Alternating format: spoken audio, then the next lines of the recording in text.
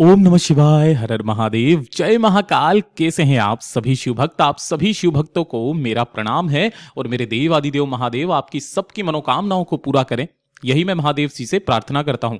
देखिए, आज का जो दिन है ना, वो सबसे ज्यादा विशेष दिन पड़ रहा है। 19 मार्च 2026 के दिन एक महासंयोग बन रहा है। किस तरीके से कि इस बार पंचांग में भेद होने के कारण चैत्र मास की जो अमावस्या की तिथि है, वही चैत्र नवरात्रि का पहला दिन भी है, अर्थात उसी अमावस्या की रात्रि को नवरात्रि की पहली रात्रि होगी। और जो नवरात्र अमावस्या का महासंयोग बनता है, जिस घर में जिस भी किसी एक व्यक्ति के द्वारा यह पितृ स्वधा वाला उपाय महाराज आज के दिन कर दिया जाता है, मेरे देव आदिदेव महादेव उनकी बड़ी से बड़ी कामनाएं पूरी करते हैं। पूज्य गुरु जी ने कहा, किसी तरीके से किसी भी पंडित ने अगर आपको बोल दिया है आपके घर में किसी तरीके का कोई दोष है, पितृ दोष है, वास्तु दोष है या काल सर्प दोष है, किसी भी तरीके का दोष है, सारे दोषों से आपका पूरा घर मुक्त हो जाता है। महाराज, आप जिस कामना से करते हो आपकी कामनाएं पूरी होती है। और पूज्य गुरु जी की ही कथा से सुन करके और समझ करके इस पूरे उपाय को बहुत ही आसान भाषा में आप सभी लोगों को बताऊंगा। परंतु उससे पहले आप सबसे बस एक छोटी सी प्रार्थना करना चाहूंगा कि जो भी शिव भक्त पहली बार आए हैं, चैनल को सब्सक्राइब जरूर कीजिएगा, लेकिन वीडियो को लाइक जरूर कीजिएगा और चैनल को सब्सक्राइब करके कमेंट बॉक्स में हर हर महादेव जरूर से लिख दीजिएगा। इस पूरे वीडियो में हम 3 महा उपायों के बारे में बात करेंगे जो आपकी अलग अलग कामना पूर्ति के लिए सिद्ध होंगे। तो आप सभी को ध्यान से सुनना है और समझने की कोशिश करना है। सबसे पहले बात करते हैं हमारे पहले वाले उपाय की, जिसमें आपको पितृ सुधा वाला उपाय करना होगा। गुरुदेव ने कहा कि भूलवश भी अगर आपके घर में आपको लग रहा है कि किसी भी तरीके का कोई दोष है, घर में जब कुछ भी गलत सा होने लगता है तो आप किसी न किसी पंडित को बुलाते हो। जब वो देखता है, अगर किसी पंडित ने यह बोल दिया कि आपके घर में महाराज पितृ दोष है, आपके कोई पितृ हैं जो नाराज हैं, जो भूखे हैं, जिनकी वजह से आपके घर में ये एक के बाद एक परेशानियां हो रही है, और जिन घरों के भी पितृ नाराज रहते हैं महादेव, उस घर में कभी भी शांति नहीं रहती है, उस घर की कभी उन्नति नहीं होती है, घर में कभी भी धन संपदा वैभव की वृद्धि नहीं होती है। तो अगर आपसे किसी ने भी बोल दिया तो गुरुदेव ने कहा आपको किसी पंडित को बुलाने की जरूरत नहीं है, आपको किसी तरीके का कोई यज्ञ हवन करवाने की जरूरत नहीं है। अमावस्या के दिन इस एक चावल के दाने के उपाय को करना बिल्कुल भी मत भूलना। गुरुदेव ने विशेष तौर पर कहा, एक चावल का दाना जो भी आप लोगे वो लोगे एकदम अक्षत, यानी कि टूटा हुआ चावल का दाना नहीं, केवल एक चावल का दाना लेना है अमावस्या के दिन किसी भी समय पर, और अपने दाहिने हाथ की हथेली पर उसे आपको रख लेना है। रखने के पश्चात इस हथेली को लेकर के चावल के साथ ही आपके घर में जहां पर पितरों का स्थान होता है, कौन सा, परिंदा, ठीक है, ये नहीं है, आरओ सिस्टम तो होगा, जहां पर भी पानी पीने का स्थान होता है, परिंदा होता है, ये आपके पितरों का स्थान होता है। तो जो आपने हथेली पर एक चावल का दाना रखा है, उस हथेली को, उस हाथ को इससे स्पर्श करवा देना। आरओ सिस्टम है, आरओ सिस्टम से स्पर्श करवा देना, और स्पर्श करवा देने के पश्चात इस एक चावल के दाने को लेकर अपने पूरे घर में ओम नमः शिवाय मंत्र का स्मरण करते हुए जितने भी कमरे हैं, मतलब बाथरूम और शौचालय को छोड़ करके जो भी है उन सभी जगहों पर इसे लेकर के घूम जाना है। घूम जाने के पश्चात इस एक चावल के दाने को लेना, साथ ही साथ एक लोटा शुद्ध जल अपने घर का लेना है तांबे के कलश में, और एक दीपक, ये विशेष रूप से ध्यान से सुनिएगा, इसके अंदर आपको लगानी है गोल बाती और इसके अंदर भरना होगा घी। इन सभी को लेकर आपको पहुंचना है भोलेनाथ के मंदिर में शिवलिंग के पास में। अब यहां पर ध्यान से सुनिएगा, जब आप शिवलिंग पे पास में जाएंगे ना, तो शिवालय की चौखट पर अंदर जाने से पहले ही जो एक दीपक लेकर के आए हो, उस एक दीपक को अपनी कामना कह करके यहाँ पे प्रज्वलित कर देना, जला देना। जला देने के पश्चात शिवलिंग के पीछे की तरफ आपको आसन लगा करके बैठना है, जिससे आपको उत्तर दिशा की तरफ में मुख हो जाएगा। एक लोटा शुद्ध जल जो आप लेकर के आए हो, पहले एक लोटा शुद्ध जल श्री शिवाय नमस्तुभ्यम मंत्र का स्मरण करते हुए शिवलिंग पर एक धारी से धीरे धीरे करके संपूर्ण जल को समर्पित कर देना है। समर्पित कर देने के पश्चात अब आता है उपाय की बात।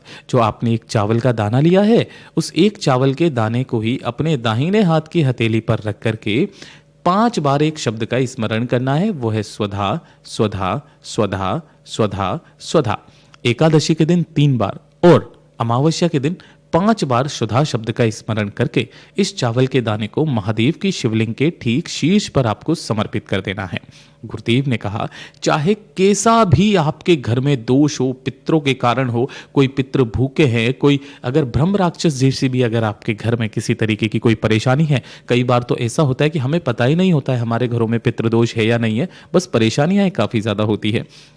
भूलवश भी अगर कोई व्यक्ति कर लेता है तो शिव महापुराण की कथा कहती है कि उसके घर में, उसके परिवार में कभी कोई दोष नहीं लग सकता।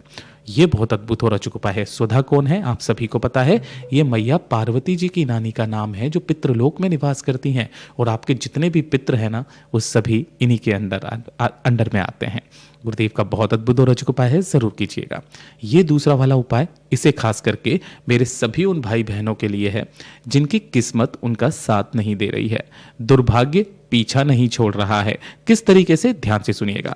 आप किसी जगह मान लीजिए कार्य करते हैं, वहां पर आपका कोई बॉस है या आपसे ऊपर है, वो आपकी बात नहीं मानते हैं, आपका मान सम्मान नहीं करते हैं, है ना, आपको हमेशा नीचा दिखाने की कोशिश करते हैं।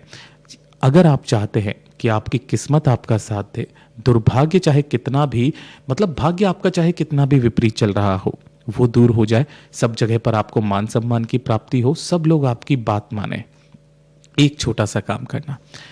आपको अमावस्या के दिन क्या करना है, किसी भी पीपल के पेड़ के पास में जाना है। आप कभी भी जा सकते हो। एक काम करना, पीपल की पेड़ का ये जो छाल होती है ना ऊपर की, इस छाल को निकाल करके अपने साथ अपने घर पे लेकर के आना। अब इसी छाल को आपको पीसना है और पीस करके छान लेना है। तो आपको क्या मिलेगा, इस तरीके से पीपल की छाल का चंदन आपको मिलेगा, कुछ इस तरीके से, ठीक है ना। बस ये वाली जो पीपल की छाल का चंदन है, एक लोटा शुद्ध जल अपने घर का लेकर के आपको भोलेनाथ के मंदिर में पहुंचना है, शिवलिंग के पास में। यहां पर जैसे ही पहुंचोगे, हमेशा की तरह बताऊंगा, शिवलिंग के पीछे की तरफ आसन लगा करके बैठना, जिससे आपका मुख उत्तर दिशा की तरफ में हो जाएगा।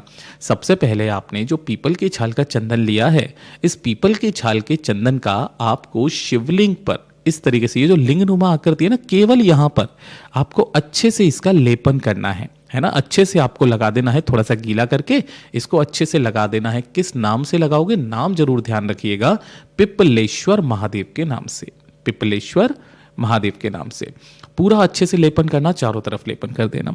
उसके पश्चात बाबा से विनती और कामना करना, अपना नाम और गोत्र बोल करके शिवलिंग पर ये जो आपने पीपल की छाल का चंदन लगाया है, किसी भी एक कटोरी में इसे वापस से आपको इसे उतारना है उसमें से, और किसी भी एक कटोरी में जाकर के इसको इकट्ठा कर लेना है। इस चंदन को वापस निकाल लेना, उंगली से, हथेली से निकाल करके जो एक लोटा शुद्ध जल आपने लिया है, उसी एक लोटे शुद्ध जल से पिपलेश्वर महादेव का ध्यान करते हुए आपको संपूर्ण जल शिवलिंग पर समर्पित कर देना है, जिससे कि शिवलिंग फिर से वापस स्वच्छ हो जाएगा।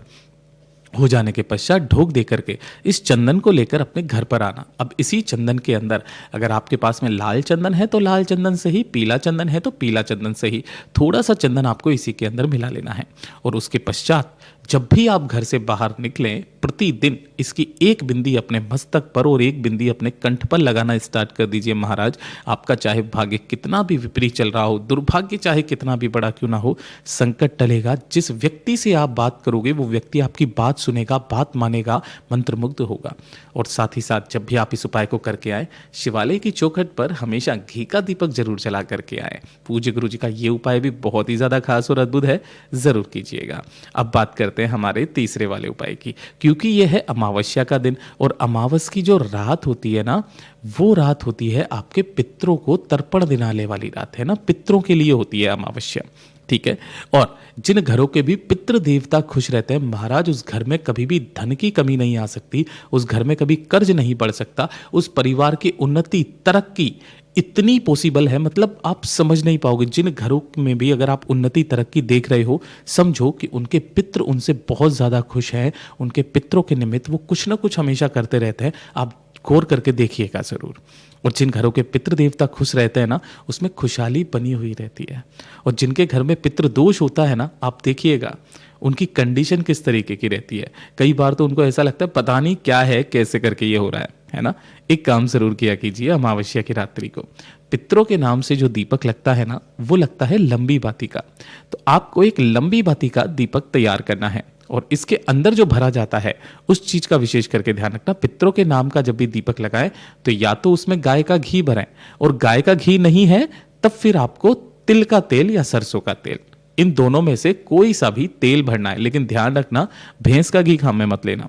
इसके अंदर जो लंबी बाती लगाई है उस लंबी बाती को प्रज्वलित करना, जलाना, चाहे आटे का चाहे मिट्टी का, ठीक है। और 1 लोटा शुद्ध जल अपने घर का तांबे के कलश में। इस कलश के अंदर आपको मात्र 1 सिक्का, चाहे 1 रुपए का, 2 का, 5 का, 10 का डाल लीजिएगा। और आपके घर में जहां पर भी तुलसी माता जी का गमला हो वहां पर आपको जाना है। सबसे पहले आपने जो यहां पर एक दीपक प्रज्वलित किया है तुलसी जी के नीचे, एक दीपक आपको यहां पर अपने पितरों के नाम से जलाना है, जिसकी बाती का मुख आपको किधर रखना है यह ध्यान रखना। आपके पितरों की जो दिशा होती है वो दक्षिण दिशा।